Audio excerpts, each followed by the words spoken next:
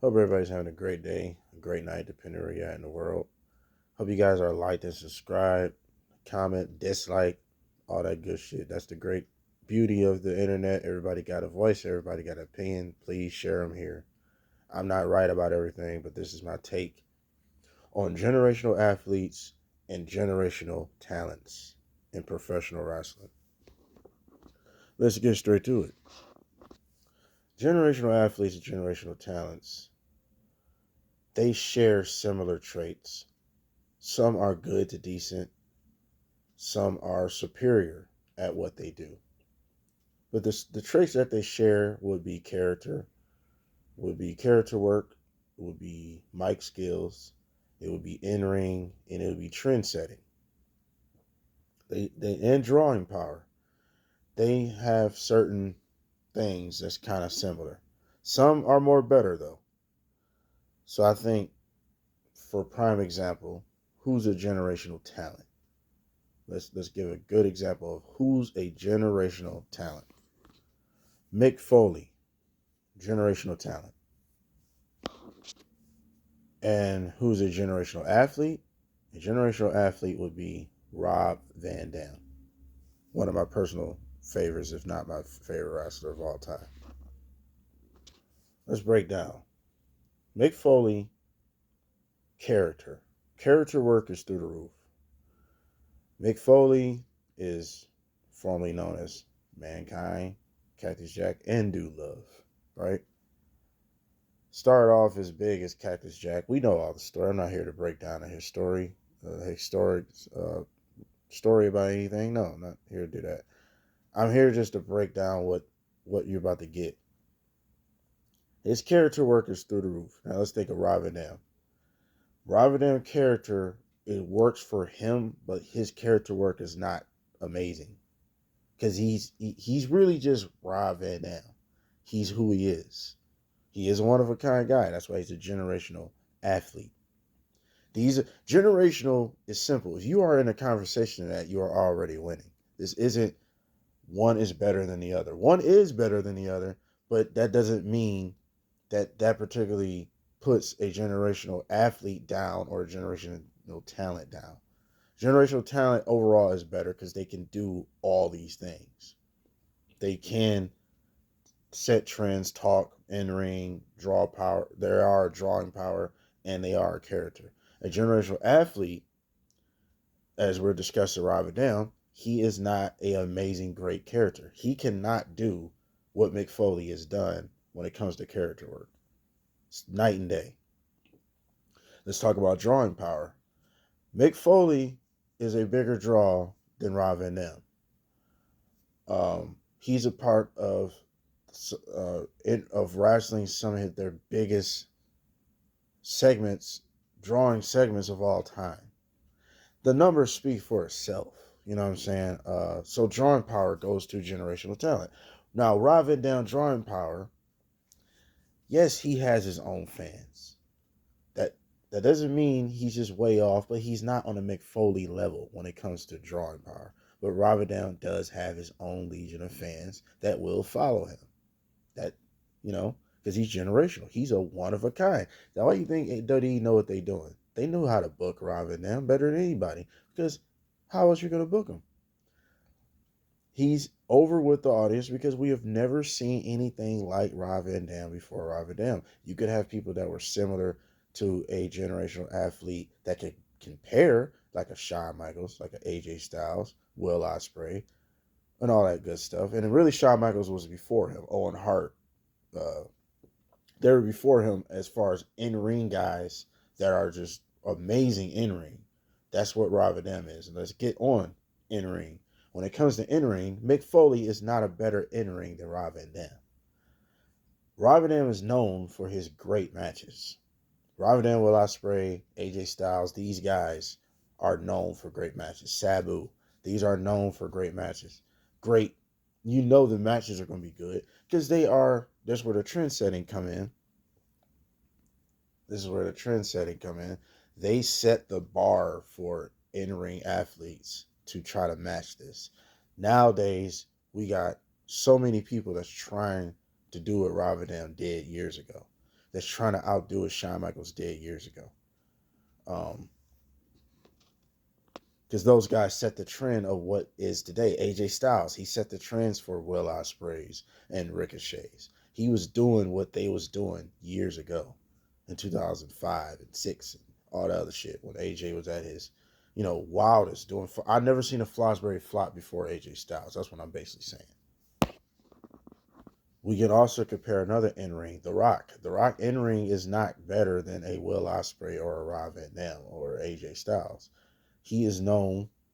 He's good to decent, just like Mick Foley. He's good to decent.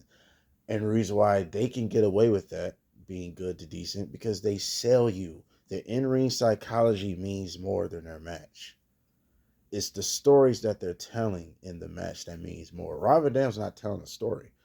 Rob Van Dam's just smoking your ass. That's really it. Will Ospreay's not telling a story. Will Ospreay's trying to outdo you and have the best athletic contest possible. They're not telling a story. Mick Foley's telling a story. He's in there getting his ass beat by The Rock. It's one of the most memorable things I remember as a kid. Him getting hit in the head with a chair like 10, 12 times unprotected with handcuffs. He cheated and made it seem like Mick Foley said, I quit, knowing he wouldn't quit. It was so emotional. The damn kids is in front of his wife is crying, all that shit. Yes, that's psychology in ring. They're telling a story. That's the difference. It's good to decent when it comes to bell, because they're not making you look away. If they was bad, you wouldn't watch their matches then. They're good to decent. Now talking, of course, Rob Van Dam, AJ Styles, Will Ospreay. Now Will Ospreay is pretty good at talking. AJ Styles decent. Rob Van Dam's probably mediocre, mid, but it works for them. I'm not saying Will Ospreay is good to decent, put it like that, when it comes to talking. But is he known for talking? No. That's where you get on an MJF. MJF has already proven that he can be a generational talent. You don't get a year title run for nothing. You don't get all the stock put on you for nothing. And because MJF has made himself a star before he was world champ, that is a generational talent. You can keep yourself relevant. You can keep yourself in the realms. You can keep yourself in the algorithm without being the top guy. You made yourself a top guy. You created your own island. MJF is one of those guys that can do that. When it comes to talking, of course, no generational athlete is on that level to some degree, because then it comes down to Daniel Bryan. Is Daniel Bryan a generational talent or athlete? He's a generational athlete. Yes, Daniel Bryan. Now, he's one of those exceptions where his mic skills is unbelievable. He's very slept on when it comes to mic skills and character. But see, the thing is, what makes him a generational athlete, Daniel Bryan is known for his great in-ring ability. But, of course, he's amazing at character. Y'all forgot about the new Daniel Bryan shit? That was amazing. After the Yes Movement thing died and went away and it slowed down, when he was the new Daniel Bryan, that was like some of the best shit he's ever did to this day. Mike's skills at that time was just through the fucking roof. Crazy. So yes, in some cases, generational athletes do have the capabilities of mashing well with a generational talent that has mic skills through the highest level. Daniel Bryan can have a promo war with The Rock. Yes, he can, without question. Daniel Bryan is amazing when it comes to the mic, but Daniel Bryan is known for good matches. When it comes to the trend setting, Brock Lesnar is a trendsetter. Brock Lesnar is nothing like him. And there's so many people that want to be like him over the course of years that's been compared to him. Even if they don't want to be like him, they've just been compared to him. Samoa Joe been compared to him. Brian Cage could be a Brock Lesnar because he looks like he could be a Brock Lesnar. When Matt Morgan was around, he could have been, he came up around the same realm as Brock Lesnar in 2004. But like, there's nobody like Brock. He's a trendsetter because there's so many people that's trying to feel that magic again, but there's nothing like him at all. And that's why he's a trendsetter. That's why he's a trendsetter. You could compare his phenomenon to a Undertaker, Goldberg, but he's nothing like Goldberg or Undertaker. But he has their aura. He has their aura, and the only reason why I can say that because they was there before him. They had that unstoppable, especially Goldberg, that monstrous prize fighter killer vibe. Before there was Brock, there was Goldberg. Why you think they made sure they had that rivalry? And because Goldberg is a trendsetter. You got Braun Breaker doing the, spearing, and he's intense like a Goldberg. Don't he remind you of Goldberg in so many ways? Yeah, Goldberg's a trendsetter. Now, is Daniel Bryan a trendsetter? Yes, he's a trendsetter in his own right. He set the trend for in-ring technical ability. His favorite wrestler was William Regal. Before him, it was a William Regal that was setting. He's another trendsetter, a generational athlete. William Regal was one of the best in-ring technicians, period, of all time. Then you got Bret Hart and all that shit. In-ring specialists. And like I said, generational athletes can generational athletes can have feuds, great feuds. They can have a lot of those in their arsenal. Shawn Michaels, Bret, that's his best rivalry. That's one of the best rivalries in wrestling history. But Bret Hart is known for putting on good matches. He know how to make people look great. His in-ring psychology is through the roof. So is Shawn Michaels. Their in-ring psychology is through the roof. But that's what makes them them. Their in-ring story ability is amazing. Stone Cold come from that cloth. He came from that realm. But Stone Cold's a generational talent because Stone Cold not only could put on those matches when he had against Bret Hart and etc. He could put on those hard fought in-ring psychology matches, but Stone Cold character is through the roof. Stone Cold drawing power is through the roof. Talking through the roof. In the ring, he slowed down for the era. Because he's a great in the ring.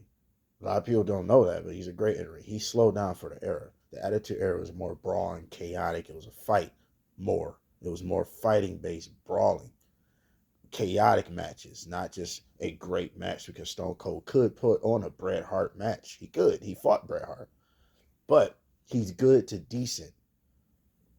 He's good to decent in the ring. But like I said, it doesn't make him less than anybody. He's a generational talent. He's a trendsetter. It is so many people that is trying to remake the Stone Cold magic. It is just never going to happen because nothing is better than the original. Because that's that one time that happened. That was a moment in time.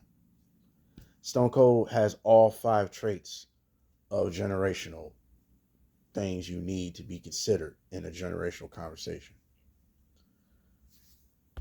Let's get on to females. Females that I think is a generational athlete. I think Gail Kim is a generational athlete. Gail Kim was at a time where women's wrestling was completely obsolete, and it didn't mean anything. They were 2-minute bathroom breaks. When the women's matches used to come on, we knew, okay, it's time to go take a break or something, go use the bathroom, go get something to eat. This will be over before you know it. It's a commercial. She grew up in that time. And she was the only one at one point in time, the best in-ring wrestler probably in the company at this time, man or woman. And that's when she started the women's evolution and revolution way before it became a thing 2013 years ago later. She was doing that in 2005 and 4 and 6 against Gail Kim. She's a generational athlete. She's known for putting on good matches. Can she talk? She was good to decent to talking. That's what she's not known for. Is she a trendsetter? Yeah, you could say she set a trend for great in-ring wrestling for women. Where women's wrestling was serious and it was taken serious. She was a part of that with Gail Kim and all those girls with Awesome Kong and all those girls at TNA at this time. And then you got a lot of Japan women. Now, I probably don't know, but I'm just giving credit that was already doing this before that, before Gail Kim. You know what I'm saying? You had Alundra Blaze that was a good in-ring before a Gail Kim. So she set the trend before Gail Kim. But you get what I'm saying, though. Drawing power. Now, like I said, generational athletes don't have the drawing power of a generational talent, but they do have drawing power because they do have a audience that will check out for them. You don't know who's buying a ticket for who. Everybody in that room is not buying a ticket for the same person. Some people are fans of Karrion Kross. Some people are fans of Montez Ford. You know what I'm saying? Some people are fans of Liv Morgan. Some people are not fans of Rhea Ripley. You don't know who's buying a ticket for who. So everybody has their legion of fans. Everybody has their drawing power. But there are some that are generational, that are at the level where they can draw everybody's attention. To some capacity, you want to know what they're doing. The Rock. He can draw everybody's attention. Even if you are a hardcore in-ring fan of Daniel Bryan, The Rock is polarizing. He's going to get you to see what's going on. But not everybody. Believe it or not. You know, Gail Kim character. Is Gail Kim known for a great character? No. She's always been that same Gail Kim that just put on good matches. She's like a heart and soul, you know, underdog at that time against Awesome Kong, which was Goliath and all that other shit. So yes, they all share traits. Some of the traits are different from others. Now let's think of another female that's a generational talent. Charlotte Flair is a generational talent. She has the Flair lineage. She's a female Flair. She's already carved in stone to be greatness. Second generation. You can't really deny her greatness. She can talk. In ring is amazing. Now she's another one that's not good to decent. She's amazing in the ring. She's one of those girls that's known for great talking and great matches. She's a trendsetter. She does have drawing power, and she's a great character because she can be heel or face. Is it differences? Not really. She's pretty much the same girl. She's just more of a bitch when she's heel. She's more of a suck up, kiss ass when she's a face to some degree. So yes, she's a generational talent in her own right because she has all those traits that you need. She's known for the good feuds as well. The good feuds she had, the rivalry she had with Rhea Ripley and all that. The rivalry she had with Becky. The four horsewomen. You know what I'm saying? Now, this might be controversial. Sasha Banks is a generational athlete. Sasha Banks, Mercedes Moné, she is a generational athlete. Yes, she can talk. Her in-ring is good. Um, is she a trendsetter? She could be considered one, yeah. Drawing power, yeah. And I know a lot of people like, what? You didn't see the dynamite? First of all, on that, you cannot put one, you cannot put all your stock into one person. Mercedes Moné did not enter the AEW Women's Division while the AEW Women's Division is hot. She's coming in more like a savior. She's not coming in a hot position where they don't need her. WWE don't need her. The women's division in WWE is hot. They don't need her. AEW needs a Mercedes Moné at this point. That's the difference. As far as her drawing power. So yes, she does have drawing power. It's the booking though. The booking goes with anybody. Just think if The Rock was booked like shit years ago, would The Rock blow up? Would The Rock would have blow up? No. Just think of Stone Cold at his peak. He lose to fucking Al Snow for no reason. The booking can kill all this. So it comes down to the booking as far as drawing power. And everything else really. But okay, is she a great character? Yeah, she's a pretty yeah. She can be heel and she can be face. Now I think she's a generational athlete because I think I think Sasha Banks is more known for her good matches. Her Iron Woman match with Bayley, the match she had in NXT. This is what was getting her over. She got in ring psychology. Yes, she do. Because in ring go with all that. She does have in ring psychology. She can make you feel. She could be a bad guy. She could be a good guy. She can, but I think she's more known for her matches because if you are comparing with Bayley, what makes Bayley a generational talent over a generational athlete? Bayley, you got to think what Bayley just accomplished. Unlike Sasha, who has Sasha honestly put over? Bailey is showing generational talent just off of these last couple years alone. Bailey literally used her star power to get Io Sky over as a WWE Women's Champion. She got Damage Control over. She got Dakota Kai over. That's generational talent shit right there. Everything you touch, you can get over. She got Sasha Banks over. Sasha Banks got her over too, but she got Sasha Banks over. Bailey's a generational talent. Because when she turned heel, it was a big deal. It was different. Then she completely hit a 180. Totally different person. Now she's converted back to a face, and it's like you're getting sympathy from her again. That's the difference between her and Sasha Banks. I think Sasha Banks has better matches than Bailey, but Bailey can have good matches, but and has had good matches. But what's her some of her best matches? Sasha Banks. That's why I think Sasha Banks is a generational athlete, and I think Bailey's a generational talent. Because when it comes to mic skills, I think Bailey's a better mic skill. I think she's a better character. I think she has better drawing power. Is she a trendsetter? They probably about the same in trendsetting because they are part of that women's evolution. So they in the same class as far as trendsetting. But in ring, I think Sasha's better. Bailey's not far off. But Bailey know how to talk. Bailey know how to do all the things that makes you a generational talent. She has gotten over other people over with her star power. Now I have one that might kind of get people to ruffle their feathers for the Roman Reigns fans. Is Roman Reigns a generational talent? Now I know you'll probably think that's a no-brainer. How's he not? Well, I think Roman Reigns could be in a category of the right guy. And I know what you're thinking, they're all the right guy. You book them a certain way, but Roman Reigns was forced. And I know what you're thinking, well, John Cena was. No, he wasn't. John Cena actually got organically over. John Cena started in the mid card. Roman pretty much from the jump was already a top guy. He was part of a top faction right away. You know, he's tag team champ. So he had that a little bit. But as soon as they broke up, who was the main focus? It was Roman. Right away. Does he have generational talent traits? Let's break them down. In ring, is Roman good as Seth? No, he's not. When it comes to in ring. But he's good to decent. He's good. He's good in the ring. Talking. Is he a better talker than Seth Rollins? Now, that's a pretty tough one. But I got to make a decision. I don't think he is by an edge.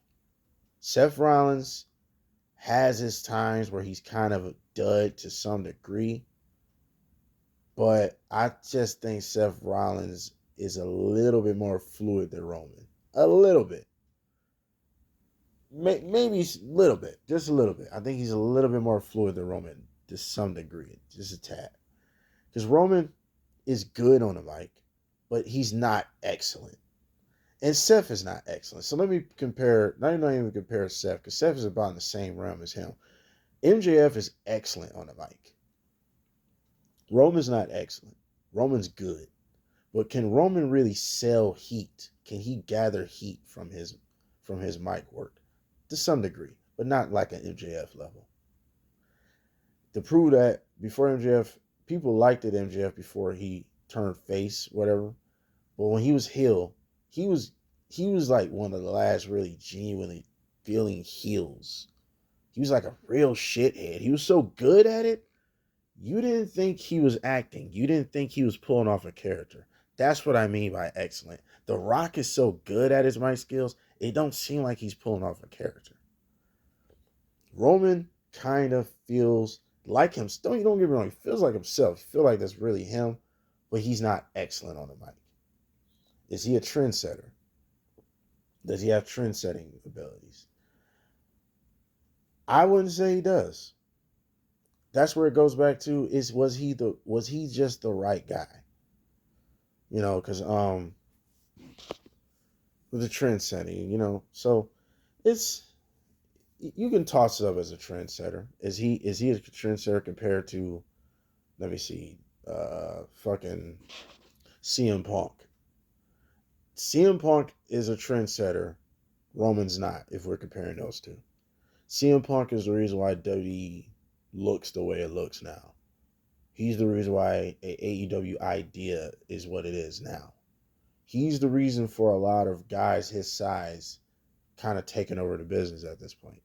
Regular, average looking men like him taking over. That's trend setting. He's the reason why Kevin Owens and Sami Zayn got to main event around WrestleMania in hindsight. That's trend setting. Roman is basically, he's just a product of what he is. He's not a trendsetter. Drawing power. If we're talking about drawing power, now we're comparing CM Punk and Roman. Drawing power, you can say they're about the same because the numbers are going to do well with or without them there. They're going to do pretty much the same thing with or without them there. But I think CM Punk edges him by by 1 point in particular, the Survivor Series. If that don't tell you everything as drawing power, then I don't know what does. When he was in AEW, he said he won. Oh, it wasn't a million. And this and that. Okay, it wasn't on some levels. But he was the only time Rampage got 1 million views. That's drawing power, bro. It don't matter if people was just interested in just trying to see. They were interested enough to go see. That's all the point is. They were interested enough to go see. Even if they left the next week, he still kept the ratings up afloat when CM Punk was there. Look at Collision. Collision has not hit 800K and I don't know when. Last time it was doing that, 800, 700K. CM Punk was there. Drawing power. Character. Now, as far as character goes, I have to say CM Punk and Roman is about even on this level. Character work, I think both of their character work is excellent. The tribal chief from the big dog shit is 180. But I think CM Punk probably edged him again on character. Because CM Punk, before he became the Voices, he was the straight edge guy. And then years later, he became the evil straight edge, but then straight edge society, so the cult leader type dude. And then he found his voice of the voiceless thing. And became this very polarizing, controversial figure in the wrestling business, where you just can't help but to hate him or love him. Roman don't have that. Roman don't have that hater, you can't help polarizing thing. He don't have that. CM Punk does. Roman doesn't have that character where you... Because CM Punk reminds you of Stone Cold. Why do you think we want that match? Look at Roman versus Rock. I even want that match, but do I want that match as bad? No. As a Stone Cold versus CM Punk? No. Because those characters are through the roof. They have a lot of similarities because they don't give a fuck. But they're nothing alike. That's what's so great about it. Roman, he's nothing like nobody right now as the tribal chief. But he has a Hulk Hogan aura about him. He has a John Cena, Rock, Stone, not even Stone, but Stone Cold far as like face of the company aura. He got that. As far as a character, he don't have what CM Punk has had as a character. He don't have that. But to conclude it, Roman Reigns is a generational talent. And I say by default. He's a generational talent by default. Because without the World Championship really defining his character to begin with, he wouldn't have been this hot without it. Is he a natural generational talent like a MJF? Where MJF was hot the entire time before he became world champ? Does Roman got that? No. He became tribal chief when he was champ. So he's a generational talent by default. He's the only one that really got it by default. Because he has a lot of these traits, but he's more of a project gone right. Because the tribal chief shit is great. Don't get me wrong, but he's a generational talent by default. That's my final conclusion about that. One more other person I have to say that's a generational talent that actually breaks so many barriers down, that has broken so many barriers down, that has defied all the odds is Rey Mysterio. Because there's not one luchador. And you talk about trend setting, in ring, talking, drawing power, character. Rey has all those because he's the only one of his kind in history to be on his level. Rey is a unicorn. It's nothing like him. And we probably wouldn't. And they're how many Rey Mysterios are they trying to make nowadays? You know what I'm saying? Definitely trendsetter.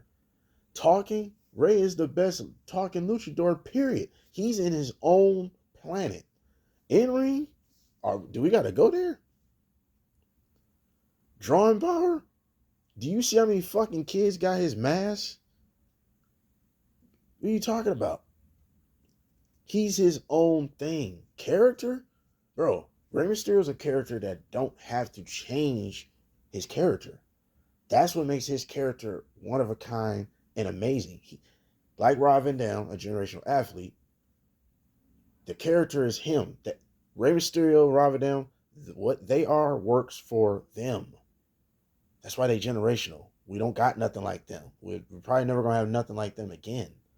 Rey Mysterio being a generational athlete though, yet his in ring is up there with a generational athlete. Did I call him Rey Mysterio generational talent? But his in ring is up there of the level of a generational athlete. Easy, easy.